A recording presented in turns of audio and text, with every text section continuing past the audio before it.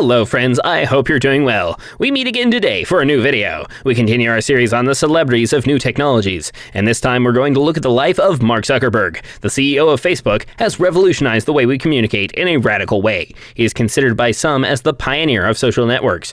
But before we tell you more, remember to subscribe to our channel to discover or review all of our videos, and activate the notification bell so you don't miss any of our upcoming releases. Let's go friends, let's discover together the life of Mark Zuckerberg. Number 1. His youth and Facebook. Mark Elliott Zuckerberg, of his real name, was born in the state of New York in the city of White Plains, May 14, 1984. He grew up in a large family surrounded by his 3 sisters and 2 parents. At the age of 12, the young boy became passionate about computer programming thanks to his father. When he came of age, he entered the very prestigious Harvard University. It was then, in 2004, that the first snippets of Facebook were born. Initially, the website was called The Facebook and was intended for the students of the school. Known as The Facebook, the social network quickly became a huge success and spread to other universities across the country, and eventually opened up to the general public. Currently, it is estimated that there are more than 1 billion users worldwide. If you've seen the movie The Social Network, you know that shortly afterwards he became the youngest billionaire on the planet. However, in 2008, he will be confronted with former comrades who accused him of stealing their idea. He will be forced to pay them $65 million.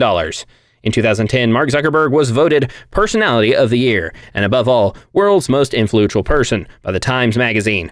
At the same time, the film The Social Network will be released, very inspired by his biography, The Revenge of a Loner, The True Story of Facebook. It will take 2 years before the company goes public. This new turning point will allow the young genius to become one of the 20 richest people in the world.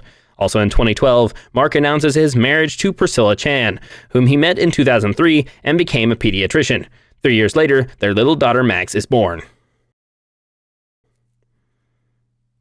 Number 2. Mark Zuckerberg's lifestyle.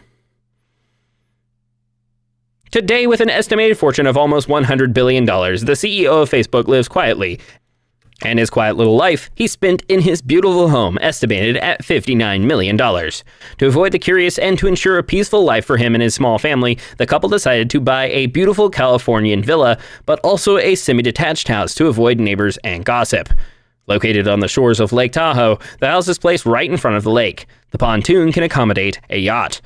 The second house, built in 1964, is much larger than the first one. Indeed, with a total surface area of 2,000 square meters, it consists of 8 bedrooms and 2 outbuildings of 1,200 square meters, which serve as guest houses. Of course, we don't forget the jacuzzis outside and the terraces on either side of the house. One also passes over the various living rooms of the extra large sizes and the kitchens that jealous the biggest restaurants of this world. Concerning cars, Mark Zuckerberg does not do things by halves either, and the first one is a Golf. Bought for just under $30,000 a few years ago, the CEO of Facebook uses it in his daily commute. The second is the Acura TSX, produced in 2003. It is more or less luxurious sedan that offers a good quality price ratio. It could fit in everyone's garage without any problem. It still offers 4 or 6-cylinder engines. The third is a Honda Fit. Decidedly, there is not that many luxury cars on the menu. This little city girl is discreet and cute. The fourth is an Infiniti G37. Decidedly, Mark likes sedans. At the time he bought it, the G37 offered a 3.7-liter V6 engine with 328 horsepower. Let's finish with the 5th car. And here's finally a car worthy of such a fortune. The Pagani Huayra. Estimated at $1.4 million, we can start talking about luxury and exoticism. Designed entirely with fiberglass, it features seagull wing doors, leaf-shaped mirrors, and a rather nice futuristic retro interior. Of course, don't forget the V12 twin-turbo engine signed by AMG, topped with 730 hairs. Ouch. We like it. No private jet directly linked to the boss of the social network, but Mark Zuckerberg travel and security expenses are managed by the company itself. It is estimated that this cost Facebook about $20 million in 2018. And although Facebook is taking up a lot of Mark's time, that doesn't stop him from looking at other projects, including Aquila.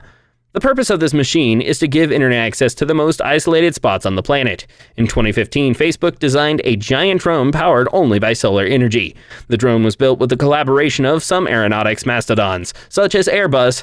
Unfortunately, in 2019, the project was canceled because Aquila was not autonomous enough to last several weeks at altitude. So the company backed down in favor of a constellation of satellites. Number 3. Scandals and pardons. Since his beginnings, Mark Zuckerberg has been an atypical and controversial character. We group together all the times the Facebook boss had to apologize. First of all, in 2003, at the beginning of Facebook Adventures, the site was called FaceMash. Basically, this site was used to rate female students according to their beauty. In a single day, the site recorded more than 20,000 votes. And while these gentlemen appreciate the joke, it is not to the liking of the candidates, and especially the Harvard Feminist Associations.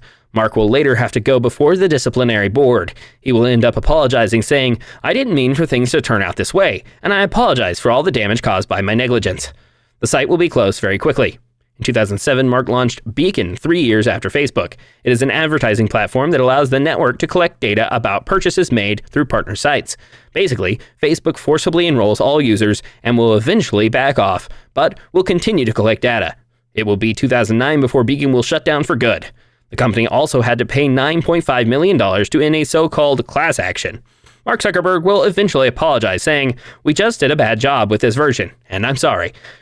Excuse. People need to be able to explicitly choose what they share.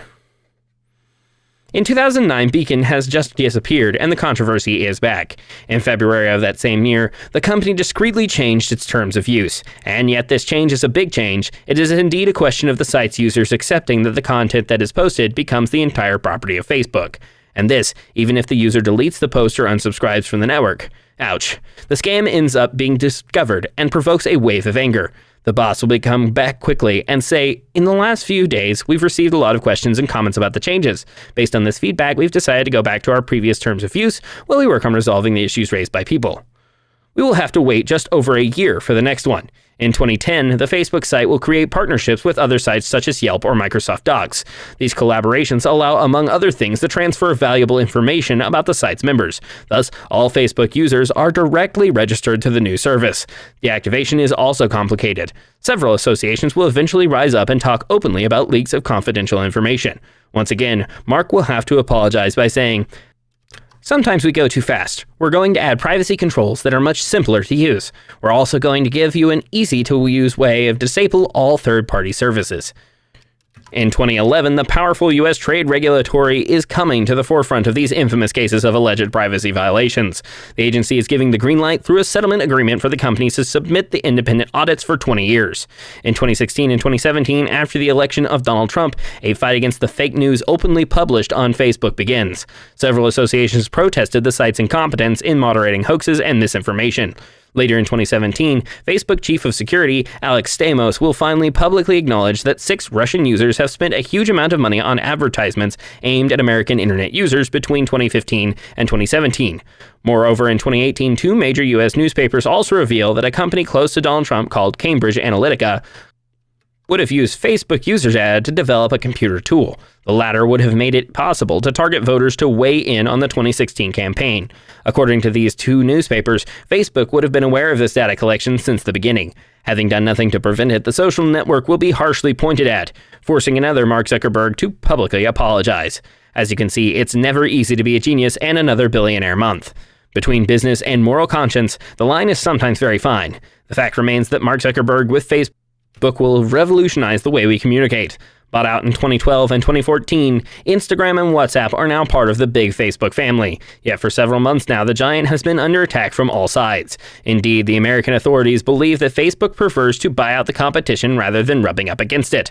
Let's recall, however, that at the time the purchases were made, Instagram was only in its infancy, and many people laughed at the acquisition, even considering it a waste.